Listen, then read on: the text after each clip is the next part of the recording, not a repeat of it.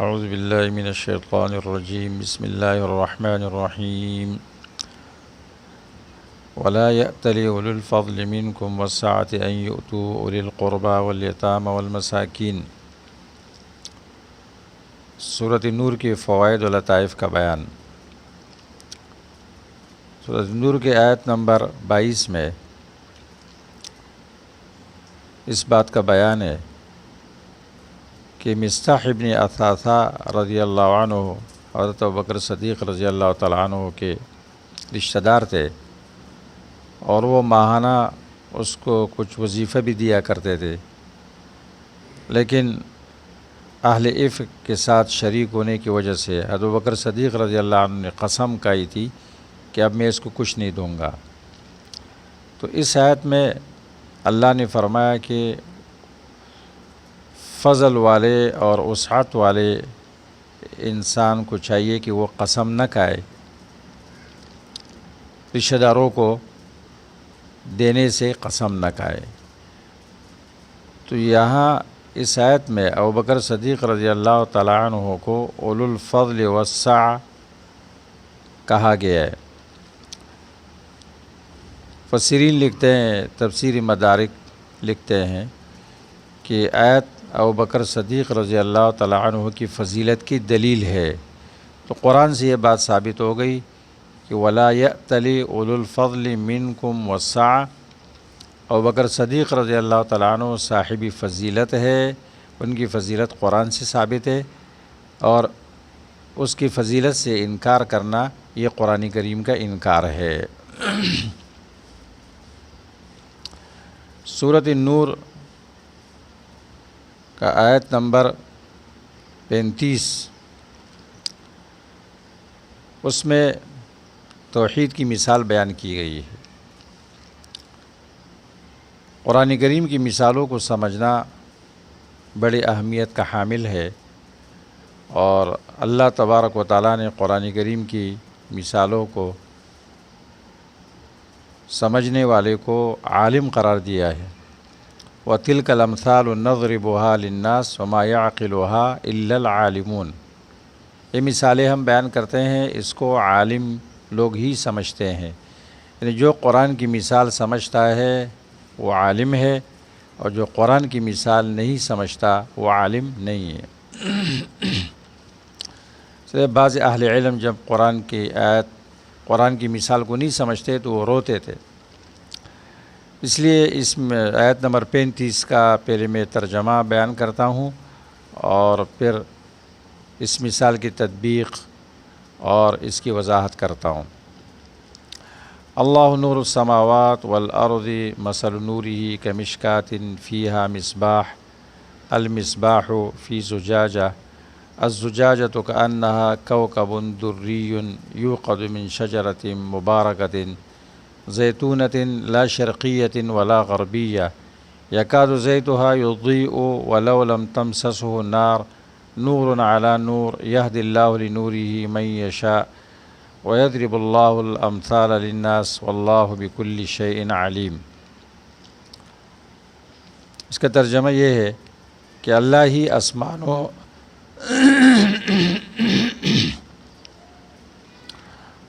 آسمان و زمین کا نور ہے۔ اس کے نور کی مثال ایک ایسی ہے جیسے ایک طاق ہو جس میں ایک چراغ ہو، یہ چراغ فانوس میں رکھا ہوا ہو، شیشے میں رکھا ہوا ہو، اور وہ فانوس ایسا صاف شفاف ہو جیسے کہ ایک چمکتا ہوا ستارہ، اور وہ چراغ زیتون کی مبارک درخت کے تیل سے روشن کیا جاتا ہو، جو نہ مشرق میں ہوتا ہے اور نہ مغرب میں۔ اس کے تیل کو اگر آگ نہ بھی چوئے تو بھی وہ از خود بھڑک اٹھنے کے قریب ہوتا ہے۔ اسی طرح روشنی پر روشنی بڑھنے کے تمام اسباب جمع ہو گئے ہو۔ نور علی نور، اسی طرح روشنی پر روشنی بڑھنے کے تمام اسباب جمع ہو گئے ہو۔ اللہ اپنے ایسی ہی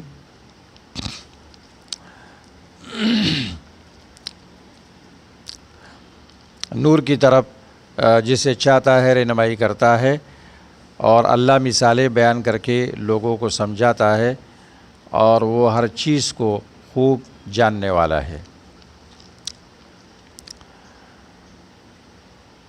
قرآن کریم میں عموماً جہاں کہیں بھی آسمانوں اور زمین کا اکٹھا ذکر آتا ہے تو وہاں اس سے مراد پوری کائنات ہوتی ہے۔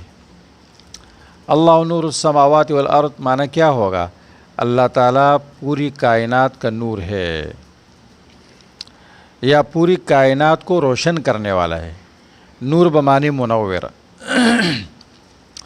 نور 3 قسم کا ہوتا ہے۔ نمبر 1،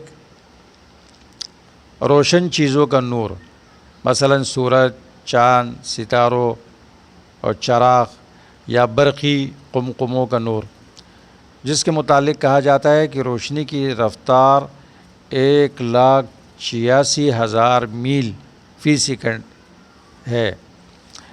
ایسے نور کے بغیر انسان ظاہری چیزوں کو دیکھ نہیں سکتا۔ نمبر 2، آنکھ کا نور، جس کے عدم موجودگی میں روشن چیزوں کا نور بیکار ہوتا ہے۔ سورج نکلا ہوا ہو تب بھی آنکھ کے اندھے کو کوئی چیز نظر نہیں آتی۔ نمبر 3، وحی یا علم دین کا نور، جس کے عدم موجودگی میں انسان ہدایت کی نور سے استفادہ نہیں کر سکتا۔ جس طرح ایک اندھا سورج کی روشنی میں بھی ظاہری اشیاء کو نہیں دیکھ سکتا، اسی طرح دل کے اندھے کے لیے تعلیمات الہیہ بیکار ثابت ہوتی ہے۔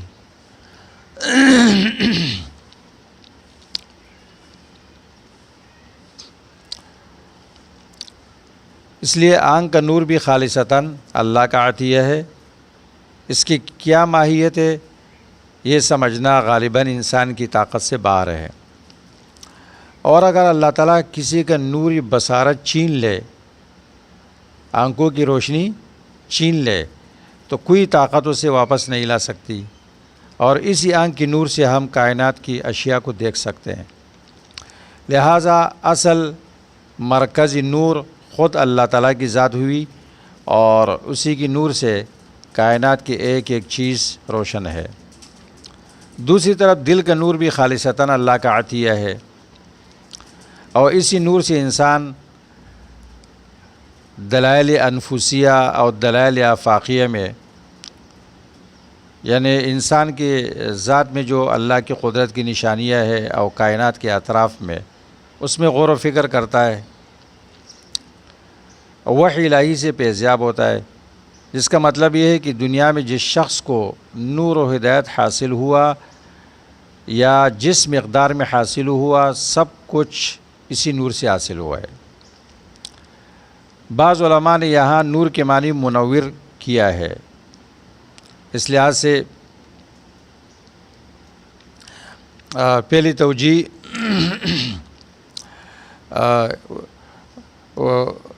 توجیہ وہ مناسب ہے، لیکن نور کا لفظ منور سے زیادہ ابلغ ہے۔ پھر نور کا لفظ دونوں توجیہات کے مطابق ہے، لہٰذا نور کا معنی نور یا روشنی ہی سمجھا جائے تو زیادہ بہتر ہے۔ اللہ تعالیٰ نے اس آیت میں اپنی نور کی جو مثال بیان فرمائی ہے، اس کے 2 صورتیں ہیں، 2 توجیہات ہیں۔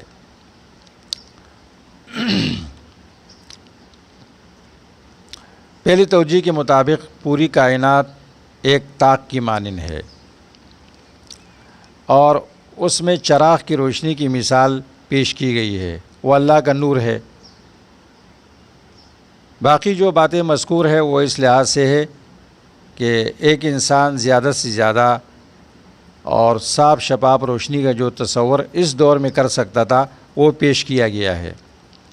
مثلاً ایک یہ ہے کہ وہ چراغ ایک طاق میں ہے، اس کا مطلب یہ ہے کہ روشنی کا پھیلاؤ، اس کا دائرہ وسیع نہیں بلکہ محدود حصے میں ہے، تاکہ طاق میں پڑی ہوئی ہر چیز بڑی واضح اور نمایاں نظر آ سکے۔ دوسری ہے کہ اس چراغ میں جلنے والا تیل زیتون کا تیل ہے، جو دوسرے تمام قسم کے تیلوں سے زیادہ اور صاف روشنی دیتا ہے۔ مزید یہ کہ وہ زیتون کا درخت ہر وقت دھوپ میں رہتا ہے، مشرقی اور مغربی رخ کے سائے اس درخت پر نہیں پڑتے، اور ایسے ہمیشہ دھوپ میں رہنے والے درخت کا تیل عام درختوں کے تیل سے زیادہ لطیف اور شفاف ہوتا ہے۔ نیز اس میں یہ خاصیت ہے کہ آگ لگانے کی بھی ضرورت نہیں ہوتی، بلکہ آگ نزدیک ہونے سے ہی بھڑک اٹھتا ہے، جیسے کہ آج کل پیٹرول میں یہ خاصیت پائی جاتی ہے۔ اور تیسرے ہے کہ اس چراغ کے گرد نہایت صاف شفاف شیشہ یا فانوس ہے، اور ایسے فانوس سے جس قدر روشنی میں اضافہ ہوتا ہے اس کا اندازہ آپ کسی لالٹین سے اس کی شیشے کی چمنی اتار سکتے ہیں۔ گویا چراغ کی روشنی کو نور علی نور کرنے والی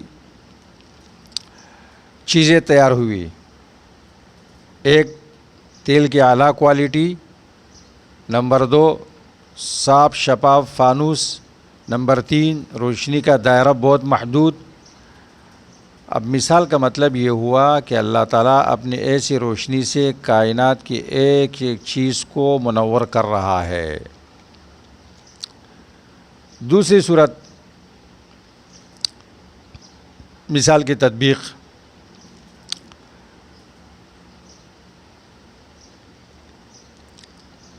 چراغ اور اس کے تیل سے مراد نوری بصیرت یا نوری ایمان ہے۔ فانوس یعنی زجاجہ سے مراد انسان کا دل ہے، جس میں یہ نوری بصیرت واقع ہوتا ہے، اور طاق سے مراد اس کا جسم ہے۔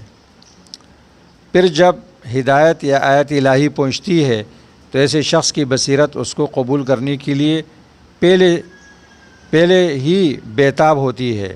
اب اگر کسی کے دل میں نوری بصیرت ہوگا جس کا منبع خود اللہ تعالیٰ کی ذات ہے، تو ایسے ہی شخص کو یہ آیت فوراً اپیل کرتی ہے اور نظر آنے لگتی ہے۔ بی بصیرت انسان کو نظر نہیں آتی۔ یہ دوسری توجیہ کتاب و سنت سے زیادہ قریب معلوم ہوتی ہے، کیونکہ اللہ تعالیٰ نے اکثر آسمانی کتب کے لیے بھی نور کا لفظ استعمال فرمایا، اور علم و وحی و ہدایت کے لیے بھی۔ اور اس مثال کا مطلب یہ ہے کہ جس کسی کے دل میں نور بصیرت کا عطیہ موجود ہوتا ہے، وہ احکام الہی اور وحی الہی کو قبول کرنے کے لیے اس قدر بےتاب ہوتا ہے جیسے پیٹرول آگ پکڑنے کے لیے بےتاب ہوتا ہے۔ جس طرح آنکھ کا نور اللہ تعالیٰ ہر شخص کو فطری طور پر عطا کرتا ہے، اسی طرح اللہ تعالیٰ ہر شخص کو نوری بصیرت بھی عطا کرتا ہے۔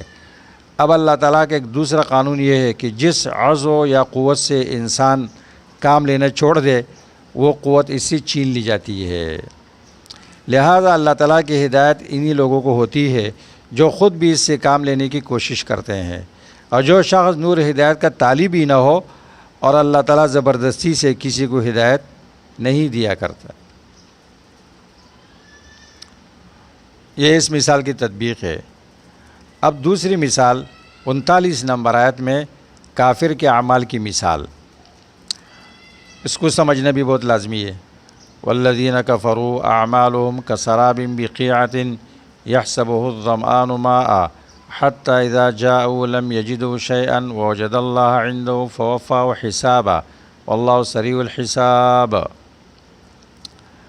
اور جو کافر ہے ان کے اعمال کی مثال ایسی ہے جیسے ایک چٹیل میدان میں کوئی سراب ہو جسے پیاسا پانی سمجھ رہا ہو، حتیٰ کہ جب وہ اس سراب کے قریب آتا ہے تو وہاں کچھ بھی نہیں پاتا، بلکہ اس نے اللہ کو وہاں موجود پایا جس نے اس کے حساب چکا دیا، اور اللہ کو حساب چکانے میں دیر نہیں لگتی۔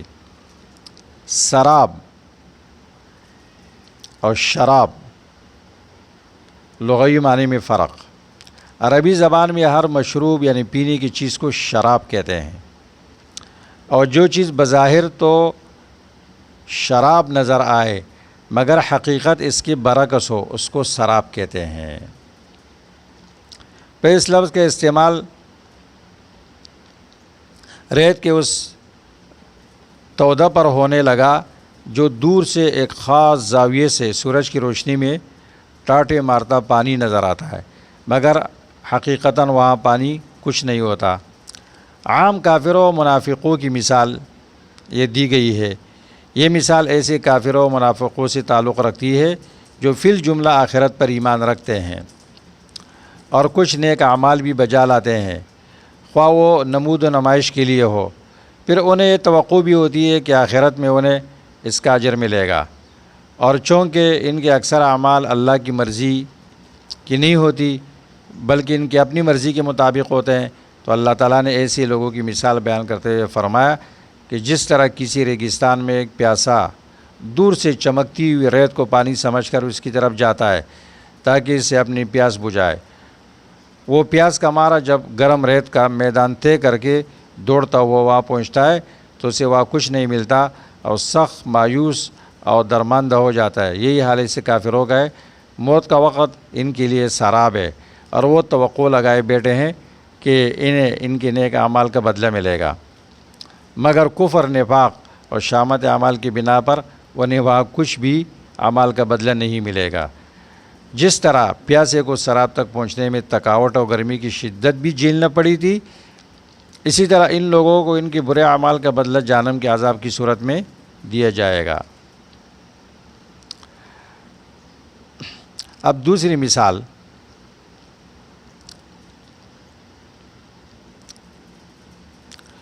کافر کے اعمال کی دوسری مثال، 40 نمبر آیت، او کظلمات فی بحر اللجین یغشاہ موج من فوقہ موج من فوقہ سحاب ظلمات بعضها فوق بعض اذا اخرج یدہ لم یکد یراہا ومن لم یجعل اللہ لہ نورا فما لہ من نور۔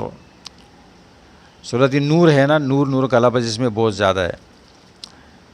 ترجمہ، یا پھر کافروں کے اعمال کی مثال ایسی ہے جیسے گہرے سمندر میں اندھیرے ہو جسے موج نے ڈانپ لیا ہو اور پھر اس کے اوپر ایک اور موج ہو اور اس کے اوپر بادل ہو، ایک تاریکی پر تاریکی چڑھی ہو، اگر کوئی شخص اپنا ہاتھ نکالے تو اسے نہ دیکھ سکے، اور جسے اللہ روشنی نہ عطا کرے اس کے لیے کہیں سے بھی روشنی نہیں مل سکتی۔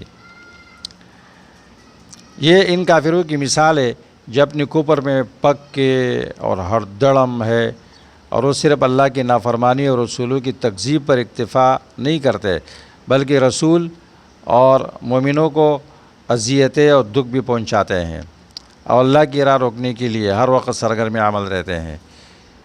اس طرح ان کے کفر کا جرم شدید تر ہو جاتا ہے، اس پر ان کے کفر کی کئی تہی چڑھ جاتی ہے۔ ان کی مثال ایسی ہے جیسے کوئی شخص گہرے سمندر میں رات کے وقت سفر کر رہا ہو، موجوں پر موجیں اٹھ رہی ہو، اوپر گہرے بادل بھی چھائے ہوئے ہو۔ اس طرح 3-4 طرح کی تاریکیاں مل کر ایک ایسا گٹا ٹوپ اندھیرا ہو جاتا ہے کہ اگر وہ شخص اپنا ہاتھ اپنی آنکھ کے سامنے لائے تو اپنے ہاتھ کو دیکھ بھی نہ سکے۔ کیا ایسے شخص سے توقع ہو سکتی ہے کہ سیدھی راہ پر اپنا سفر جاری رکھ سکے گا؟ نہیں۔ اللہ تعالیٰ نے کفر کو ہمیشہ اندھیرے یا اندھیروں سے اور ہدایت کی روشنی سے تعبیر کیا ہے، اور اس معاملہ اور ہر درمی کا تو یہ حال ہے کہ اس پر ایسے اندھیروں کی کئی ردے چڑھے ہوئے ہیں، اور پھر اسے راہ ہدایت کیسے نصیب ہو سکتی ہے؟